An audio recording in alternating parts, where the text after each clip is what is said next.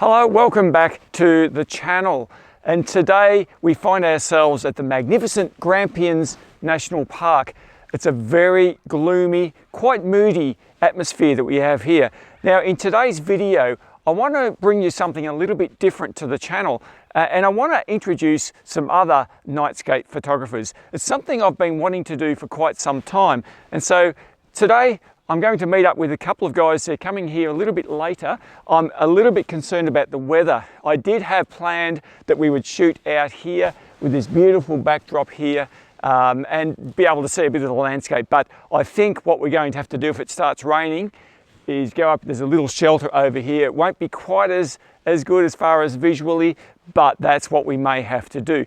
But the premise of this video, and I'm hoping to do more of these videos moving forward, is to just show you what some other people are doing, and the fact that this nightscape photography is something that interests an awful lot of people from all sorts of different backgrounds and different age groups as well. And so all around the world. And I want to encourage you guys, because a lot of us are on the same journey, and I want to try and connect a lot more people together. So anyway, let's move to the discussion with these guys now, and we'll see how we go.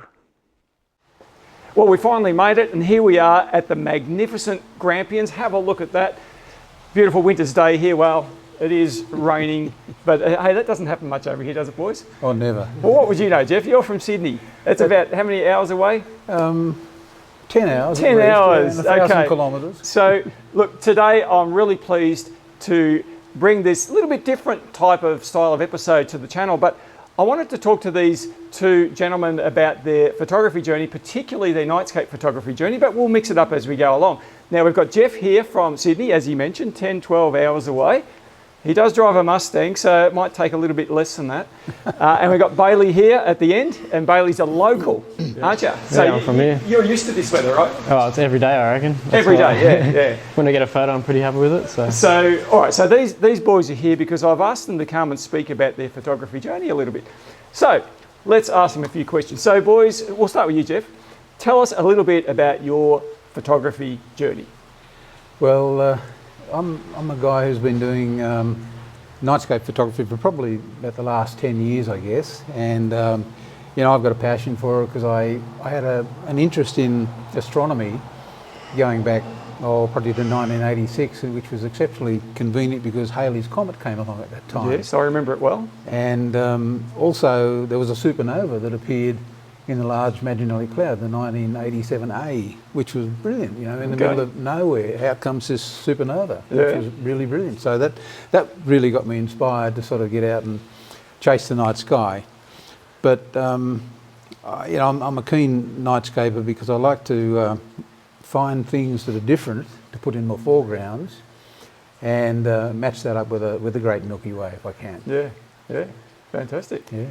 So, just while we're on that, give us a little background about yourself. What do you do and what's your stage in life, etc.? Yeah, I'm now retired, but I was a medical radiation scientist working at Westmead Hospital for the last 40 years. And what all that means is that we were doing angiography and interventional radiology, which means that we're investigating patients who have disorders that can actually be treated by putting in microcatheters and so on in through the arterial system of the body, and to treat things such as aneurysms in the brain and major aneurysms in the aorta. If you were bleeding, we could block off those particular parts in the body that were bleeding into liver tumours and things of that nature. So doing a lot of interesting stuff. It sounds very technical. So it is. So you mentioned imaging. So you've been taking photos of the insides of people, is that right?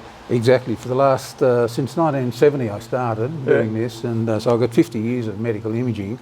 And in the particular field that I was in, angiography and intervention, you know, we're using huge X-ray machines which are used for imaging within the body, and they're like a $2.5 million machine which shoots X-rays from both sides of the body at once with 2 X-ray tubes, and records anything up to 6 images per second in both planes. So we'd have hundreds and hundreds of images at the end of each particular procedure. So I'm Yeah. taking a lot of Yeah, pictures. yeah. You've been used to taking a lot of stacked multiple exposures for quite some time by the sounds of it. Exactly, yeah. Yeah, very good. So Bailey, what about yourself? What's your background? Where are you from, and what sort of stuff? So I've pretty well grown up in this area my whole life. Grandparents used to have a farm just on the other side of the mountain here, and we grew up there. And so yeah, I've always been up in the mountains, cruising around, travelling, whatever. And didn't really get into photography until I was probably 15 or 16. I mean, I did photography classes at school, but I didn't take much interest in them because to me it was just another blood subject. School. So it's school typical. So yeah, no, it wasn't that exciting for me. And then I don't know, growing up, I just had this need to get a camera. I had a mate who had a camera and he did like film work, and I'm like, oh, that's wicked, I want to try and get into that. So I went and bought the camera for filming, and got the camera.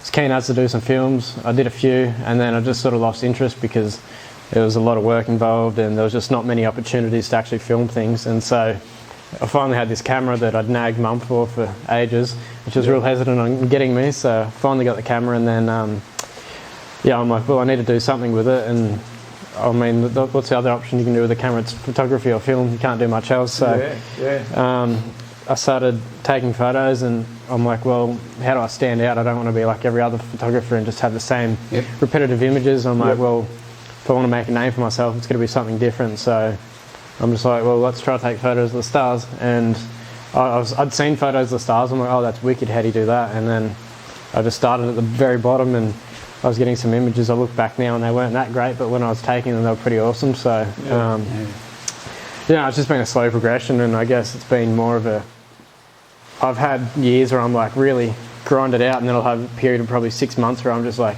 sit the camera down and just focus on myself type thing. And every time I pick the camera up, it's just a good, I don't know, emotional, mental, uplifting thing, I guess. Distraction. So you'd say that photography for you is a passion, but at the same time it's also therapeutic. It makes you feel good about yourself, and you can get out there, because I know we've chatted a bit about this before, and you've always been a person who enjoys getting out into the great outdoors. So what better place than here, except when it's raining, of course. Beautiful. But no, it is a good, I mean, this is, interestingly enough, this is the 4th year in a row that you and I have caught up shooting over here in the same town, in Halls Gap in the Grampians. And Jeff, you and I caught up last year here, so it's the 2nd year. We're making some sort of routine. A bit of a routine. Something's going on here. So your passion for photography, though, because you do other forms of photography as well. Tell us about the other stuff you do. So I do like landscape stuff as well, and then lately I've really been getting into automotive photography, like drifting and just cars and things like that, which has always been a passion for me as well. It's an interest, and I figure that's really the only way to expand your knowledge and learn new things is just to get out of your comfort zone and do new things. So I mean, I like doing animal photography and that too, but it's just not something I get the chance to do often. And I've always wanted to do portraits and things, which I'm comfortable doing, but I'm just not good with, I don't know how to say it, like taking photos of people sort of thing. I think it's just not my personality type. I think what you're saying is, and this is coming from a guy who's done a lot of that, you've got to learn how to tell people what to do in a authoritative way without bossing them around and being natural with it. Exactly. It takes time. That's exactly it. It's confidence, definitely confidence. Yeah, confidence, and it gives them a degree of confidence when they expect you to know what you're talking about. And even though a lot of photographers know what they're talking about when they're taking photos, but the people they're taking pictures of think, does this guy know what he's doing? And that's the last thing you want as a portrait or wedding photographer. You want to be comfortable doing, So I guess you've answered that. I was going to ask you what your favourite forms of photography is, Jeff. I think you've both probably answered that already. Definitely nightscaping. So nightscaping. And you've travelled a lot, haven't you? I have. With yours. Tell us a little bit about some of your adventures. Well, I sort of travel a hell of a lot with my nightscaping, because I usually do a road trip every month, and I find somewhere, I research something and find a good location, and usually what I'm after is something which is a unique foreground object rather than something which everyone else has done. So I tend to do a bit of research through the various online forums Yeah. to try and Yep. find a decent location. And then I head off and, I've been out as far as Lightning Ridge shooting, some objects out there, and Stanley the Emu was a great statue out beside the road. Yeah. And that was pretty apt. Stanley the Emu with the with the dark emu up the Milky Way. So for those of you who are watching this who don't live in Australia, won't know what he's talking about. Australia, look, it's very unique here in Australia. We have the most amazing, don't we? The most amazing landscape, but even more than that, the most amazing night skies you could ever see. And what Jeff's talking about is getting away from the cities, away from the light pollution. And here in Australia, it's not that hard to do. You just take a bit of a drive away, and there's not that many massive cities. But you have travelled around the world as well. Yeah, I have. Yeah, I went to the US several times, but specifically I went in 2017 for the Great American Eclipse. Oh, yes. And it's an absolute must to see a solar eclipse if you've never seen one. There's one in July of 2028 over Sydney, so you must get to see it. But it's fabulous, and Phil Hart and Brad LeBrock and we went with another group of people to Idaho, and we ended up on top of this volcano. Yeah. And it gave us great elevation. And when the moon was starting to eclipse the sun, there's a shadow that comes across the ground. Yep. And I likened it to like a tsunami of dark approaching, and Yes. it's huge. Amazing. And it comes so fast. And then when it actually arrives, then the whole sky goes dark, and it becomes like a 360-degree sunset. Wow. The planets come out, the stars are out, Yep. and then you've got this amazing eclipse happening with the corona streaming away from the sun. Yes. And it becomes exceptionally cold, even colder than it is here today. Well, that's saying something. Now, I can remember, now I am old enough to have seen a solar eclipse, but that was when I was a kid, way before I had a camera. And the thing I remember most was the birds coming out and starting chirping as if they're going to bed because it went dark. And then when the light came back again, the birds shut up and they go back to whatever birds do in the daytime. So I found that quite fascinating. Oh dear. So what is it that motivates you, both of you guys? Bailey, I'll start with you. What is it that motivates you to get out of bed and go out there in the middle of the night when it's freezing cold to take nightscape images? I'd say probably the biggest motivator is, I don't know, I think it's the best thing is just sort of being alone, taking your own time and just admiring what the unknown is, sort of thing. And I think a lot of people don't appreciate what the night sky is as much as they should.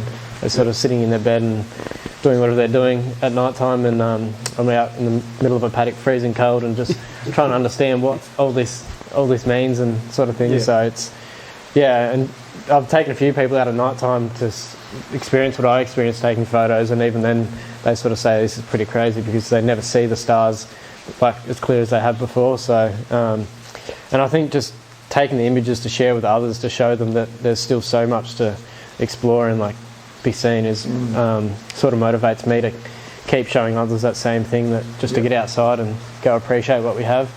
So Fantastic. What about you, Jeff? Oh, I'd like to try and develop my skills technically to try and achieve better outcomes. Trying different techniques, like the stacking and tracking and things of this nature. And they're all targets that I've sort of, aiming, been doing, and also aiming to achieve better results with track panos and that sort of thing. And but they're basic targets that I'm got in my mind to actually chase and shoot. But also watching what other people do and seeing what other nightscape photographers do. They inspire me to sort of get out there and try and emulate, but not copy, but try to achieve similar things. And you, for example, you're one of the great inspirations because of the things that you do all the time. You're a great educator and you teach the subject to many, many people who listen to you on your channel. And other guys, locally, Doug Ingram. Doug's a photographer from New South Wales. Yep. he's really passionate about what He's he a good does. man, Doug. Yep. And he provides inspiration for me. He tells me I provide inspiration for him. That's good. It's a two-way street. Yeah. Yeah. Internationally, some of the guys that I really look to are Wayne Pinkston, who's a great landscape photographer with nightscapes. He does some brilliant work, and he uses a low-level lighting technique, which I tend to use as well. Yep. Yep. And the other guy, of course, is Royce Bear, and Royce is one of the great fathers of nightscaping photography, Yep.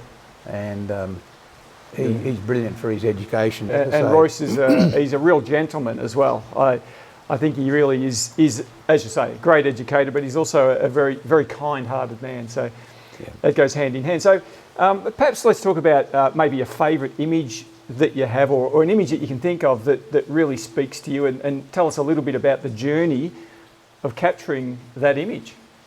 Bailey, how about you? Yeah, so my favourite image is probably an image that obviously means most to me, but to others it's probably not that exciting, which was, I think it was 2017, I think it was. Went for a trip over to Tassie and see my mate that had moved over there, and I knew about the aurora was going to happen and had my camera with me. And so we're driving around and I look up, I'm like, oh, the sky's moving. And I'm like, oh, the aurora's happening. I'm like, I didn't think it was like this bright. So I'm like, oh, quick, jump in the car. And we jumped in the car and sped down to Port Arthur Way, down near Newbina. And so we jumped out of the car and looked up, and it was just, the sky was just dancing. And mind you, I had a few beers, so I wasn't real focused on the camera. I was just enjoying the moment. So I set the camera up for a time lapse and just let it roll. And while the camera was shooting a time lapse, we got bored, and I was just throwing rocks in the water, and suddenly the water started glowing. And so I told my mate, oh, jump in the water and go splash it up. It was freezing cold, middle of winter. And sure enough, there was bioluminescence at the same time. Oh, really? So yeah, we got the aurora. So you got the triple. Yeah, so we got the aurora and the bioluminescence in one shot. And then I went on Facebook the next day, and someone had said that it was the biggest aurora that's happened in so many years. And I'm like, geez, that's a good experience to have. So yeah, I wish I spent more time on the camera getting more shots, but to me it was more of just absorbing what was happening and just taking it in. So Awesome. yeah, I guess to me I've got a lot of images that are special to myself, but I just don't upload them because they're not to my standard of level of sharing, but to me the image means something because it was just an experience that I had. So fair enough. No. Awesome. What about you, Jeff? Well, I've never been fortunate enough to catch the aurora like that. I have one or two pictures of it, but nothing. You nothing live of that. a bit too far north. I actually caught one in Winton Wetlands, which is in northern Victoria. Yes. That was good, but the event was the solar eclipse, that I described before. That was just brilliant to actually be there and be part of it, and the people on top of the old volcano we were on, they went crazy, whooping and hollering. Oh, and yeah. There were about 3,000 or 4,000 people up there. It was brilliant. Was there really that many? Yeah. Wow. But it was a great experience, and when you actually process the image and you can see the corona of the sun coming away from behind the moon, it's brilliant. Nice when you can really pull it out. Yeah. Awesome. But, it's good. So I'm sure a lot of people are interested to know what camera gear you guys use, because I know you do use different systems, and your experience with the gear and how you've sort of come to using the gear that you've got. Jeff, what about you? Yeah, I'm a Sony shooter, so I have several Sony cameras, and the A7R III and the A7S2 and A7, which is modded, and lots of A versions of that, the camera, the Sony versions beforehand, but the full frame mirrorless cameras of the E-mounts are fabulous. Yep. I have the 20mm 1.8 G lens, which is really great for Sony nightscapes. lens, Sony, it's a good lens. And I've got a Bathurst, Zeiss Bathurst 18mm f2.8 lens, which is another great lens, and 16 to 35es and 50s and 1.4s. They're all Zeiss or Sony's. Okay. all tremendous. So can you tell us?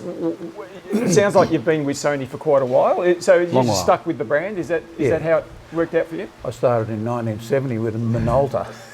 There you go, folks. Minolta. We're a Minolta shooter here. No, that's good. And Minolta eventually was taken over by Konica Minolta. Yep. And then Sony took over Konica Yeah. Minolta. But all the inherent things that Sony invented, Yeah. or rather Minolta invented, have been continued through the Sony brand as the years go by. Yeah, okay. But, so did Minolta make PlayStations in the day, or was it? No, okay. I think that was well before Oh, right, okay. Sony. Fair enough. I just wasn't too sure about that. Other than that, what else have I got?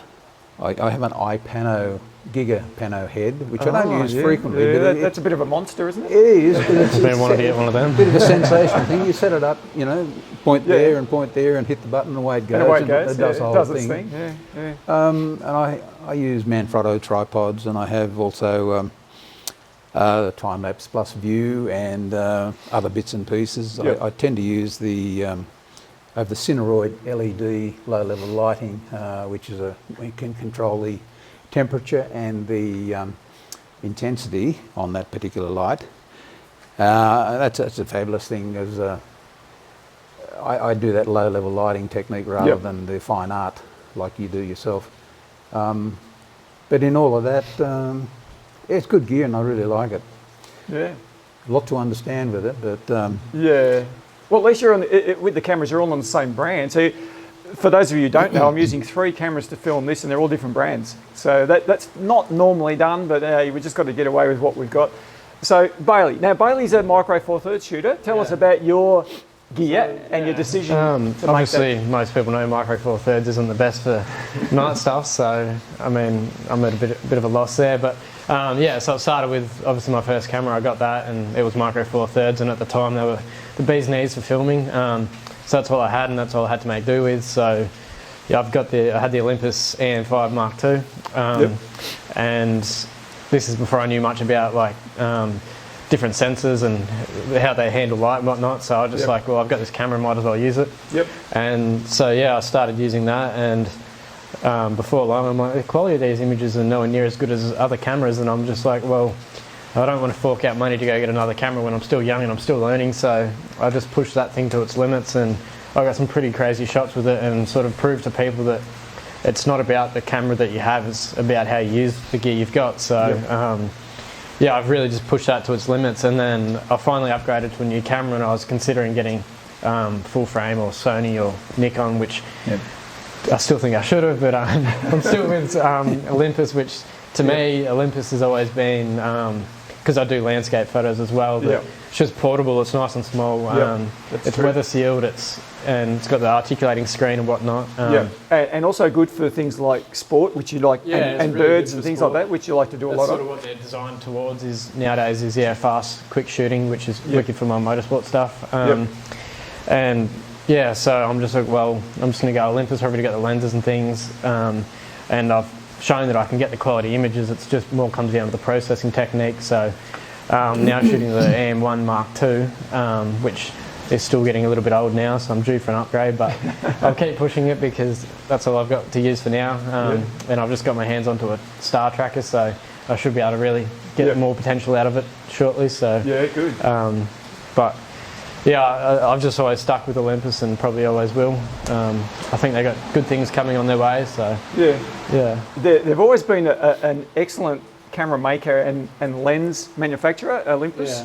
And in fact, all of the Micro Four Thirds, I've done a lot with Panasonic, and they're the same lens mount. And they're really good gear, easy to use. And as you said before, once you get used to the menus of any particular camera, it doesn't matter what brand it is, you'll find it easy. People who switch brands all the time will say, oh, I struggle with this one, or I struggle with that one. That's only because we're not necessarily familiar with that particular brand of camera. So now, Bailey, back in 2017, you won a very prestigious award, Astro Award called the David Malin Award. It was the young what was it called? The junior category. I can't remember the category. Junior category. I'm pretty sure. Junior category. Now, before you explain it, tell us what is the David Malin Awards? Well, when I first entered, I didn't really know much about David Malin himself. I just saw, I'm young, there's a photography competition, and it looks like a pretty prestigious one. So I'm like, oh, well, I've got these photos. I didn't think much of it. Honestly, didn't think they'd even get looked at. But So yeah, I got home from school one day and had these images that I'd taken. I'm like, oh, well, it's worth a shot. Uploaded them and yeah, read into it a bit about David Malin himself. And then I had got an email a couple of weeks later saying that I'd won the junior category, and that I told Mum that we're going to drive up to Parks, and she was like, "Oh, geez." So, sure enough, yeah, we did the drive up to Parks. And So how far is Parks from where you live? Horsham, I think it was an 8-hour drive. So it's a fair way. It's in country New South Wales, and those of you who don't live in Australia, you won't know how big this country is, but there's a lot of travelling between one town in another state to another. So anyway, continue. Yeah, so yeah, it was a bit of a drive. It was my first long stint drive. Pretty sure I was on my learners then, so I did a bit of driving. And then yeah, we got there and we got the night before the presentations, and so the night before the presentations I knew Parks had the dish and whatnot, so we went out the road. I convinced Mum, I'm like, we're here, we might as well do it. Mind you, it was pretty late at night, I'd been driving all day, so she wasn't too keen, so we drove out the road half an hour I think it was, or 20 minutes something, and got there and I'm like, it's a bit weird to be here at night time, I don't know if I'll get in trouble or whatnot. Anyways, pulled the camera out and got a few shots of myself in front of the dish, and I was pretty happy with them, and I thought I should have entered them into the competition. So yeah, the following night was a presentation night, and that's when I met Jeff. We sat down at the table and yeah, we sat across from each other and got presented, I think it was 2 awards I got by memory. 2. Yeah, one was for the one was for the emu in the sky, and I think the other was just a mentioned Like highly commended. highly commended photo. That's the word. Yeah. So yeah, after that, well, prior to that, I didn't really think those photos were much, and then went there, and a lot of people liked it, and then I'm like, well, this is a good stepping stone to keep pursuing it. And then I think it was probably following months. I had email come through and I read it and I thought it was just a scam email at first. And then so I checked it, and there was this film company doing a documentary on emus. And I can't remember the film company by name, but so yeah, they asked to use my image in the documentary they were doing, and explaining the meaning of the night sky and the emu in the sky. So. And of course, for those of you, again, who don't live in the southern hemisphere, you've probably never heard of the emu, but the Milky Way core here in the southern part of the world resembles an emu stretching out with the beak at the top. And you'll see it if you look at the Milky Way rising in the eastern sky. That's what it looks like. Now, so that would have given you a lot of confidence, the fact that other people judged your images and saw them as possibly even more valuable than you saw them yourself. Yeah, and so that's good, isn't it? That's the way I still think about my images. Like, I'll take photos, and to me they're just a photo, but I like sharing them with people to encourage them to go out and explore it from themselves. And I don't appreciate them as much as I should until I see others' reactions to them, and I'm like, well, that is a pretty special moment. So, and I think that's a good point that you're making, because I think oftentimes we look at our own images and we second guess ourselves. We say, oh, I didn't do that very well, I could have done it better, such and such other person does a better job than I do. But that's not always the way that other people perceive our images. Sometimes they'll look at our images and say, man, I just wish I could do that. So without knowing it, we are actually inspirations for other people. For others, yeah. Now, Jeff, you got another alternate view of that story, because you were there. I have. Tell us a little bit about your perception of Bailey and that awards night. Well, I mean, but with Bailey, he arrives in Parks, which is in the middle of winter, and it was freezing. And Bailey walks in a pair of shorts and a short sleeve shirt.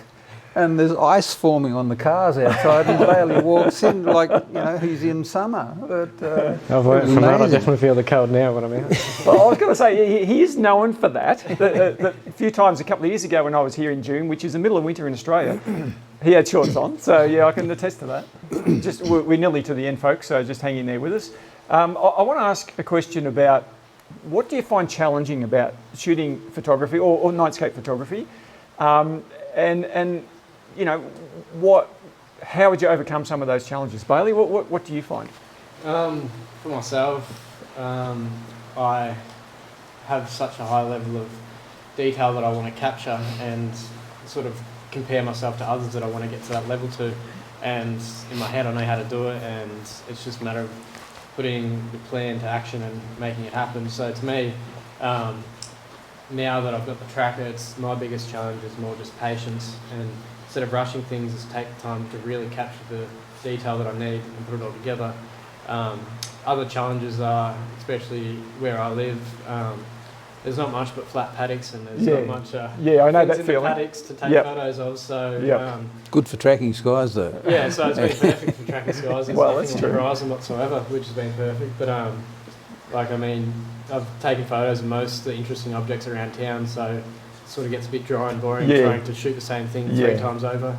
So you've got to get in the car and drive a bit further. Yeah, I've got to go a bit further, and then some nights it'll be just finishing up at work and be a clear night, and I'm just like, oh, well, it's real late, do I want to go somewhere? And then I'm just like, don't have the motivation to do it, so I need someone to give me the motivation to go out and shoot. So. Yeah, sometimes it's good to go with another person, or another person will actually motivate you to get off your backside and actually get out there and do something. Yeah, so that's what I've found is just, I mean, to start off with, I just enjoyed being by myself taking photos, but now I just really want to get out and share the experience with others and just show them what they're missing out on type thing. And share the experience together. So, fantastic.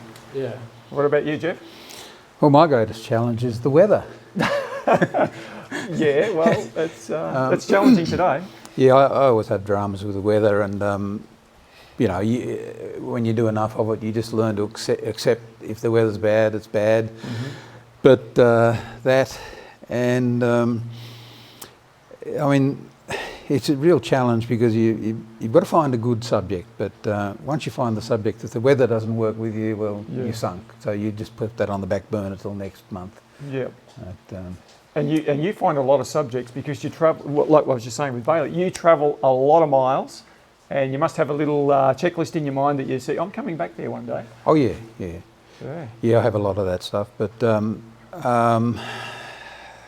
it can be very frustrating because you go the distance and you get there and the weather's bad or the clouds come in and that's the end of your night. But you can always do a time lapse, and there's always good moving clouds. That helps. Clouds in time lapse are good. Yeah. So what advice would you give to people who want to pursue nightscape photography? Maybe people who aren't so experienced with it. What advice would you give them? Well, my first advice would be to buy the ebook that Phil Hart has put together. It's called Shooting Stars. It's a fabulous ebook. It's about 120, 130 pages long, and it covers absolutely everything from the basics all the way through to the more advanced imaging techniques such as tracking and so on. And the other thing is that consume the YouTube videos. There's a lot of channels out there, including your own Richard, of course, and fellas like Alan Wallace and Milky Way Mike and various guys like that. You'll find them there. If you choose the right person, you will get a good thing. Yeah. The only other thing I'd suggest is that you learn how to use the apps such as PhotoPills and Clear Outside and Stellarium. They're vital tools. Yep. And the other thing is to learn how to work your camera in a dark place. Yep. And how to manually focus at night, and to learn the post-processing skills, because that's half of it. Shooting is great, but actually pulling what you've got there in the raw file out, it's tremendous. It sure is. Yeah. There's a lot, isn't there? What about you, Bailey? What advice would you give to anyone? Jeff's covered most of it, but yeah, definitely just learning your cameras is the biggest thing I found was just the cameras are a tool, and once you learn to master that tool, it'll reward you. So there's plenty you can get out of a camera. So definitely do some workshops and whatnot. Definitely, I know your workshops have helped a lot of people, and your YouTube videos definitely. And yeah, YouTube's the best thing for like learning. Find so much information on there. That's how I learned. I never really did any workshops or anything. I was self-taught, which I find self-teaching myself, I'm not sure if it helps anyone else, but when you teach yourself, it really settles in a lot more than someone teaching you. So you learn by doing. Yeah, exactly. So I've made hundreds of mistakes to learn to where I am now. And yeah, the best way to learn is just to get out there as much as you can and just capture as much as you can. And then processing is definitely the biggest thing. Like, a lot of people say, oh, it's Photoshopped or whatever, but the way I look at it is, yes, it's Photoshopped, but it's representation of what you experience type thing. the camera is a tool, but it can't capture things exactly like you see from your eye, sort of thing, because it just hasn't got the dynamic range. Yep. And that's the same with my landscape photos and whatnot. The camera can only do so much, but to give it your touch and to recreate your experience at the moment, yes, you've got to do some editing to an extent. Spot on. So Photoshop, Lightroom, and all those tools, they are simply a tool. Yeah. They're the same as a camera is a tool. And in my experience, post-processing is at least 50% of a nightscape image. In landscape photography and other forms of photography, portraits, weddings, everything else, post-processing is far less than 50% of the whole thing, but it certainly is with nightscapes. But look, thank you very much, gentlemen. I appreciate your time here today. You come out on one of the best days we've had for the whole week. Yeah, it's brilliant. But look, thanks for watching, everybody. What I want to do is do some more of these types of videos where I introduce some other people. So it takes a bit of logistical sorting out to make that happen, but I'll do my best to see if we can do some more moving forward. And I hope you've enjoyed our chat here today with these two boys. Well, there you go. We made it through the session. It did rain quite heavily throughout, so we had to make our way up to the shelter over there, which was a little bit disappointing because I really wanted to show you the landscape out here a little bit more during that interview.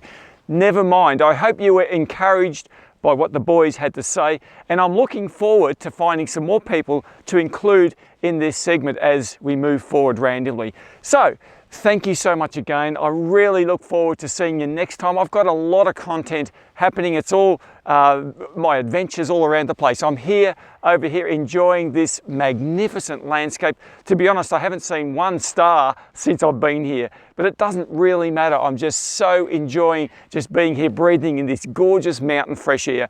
Anyway, look forward to seeing you next time. Have a fantastic week. See you then.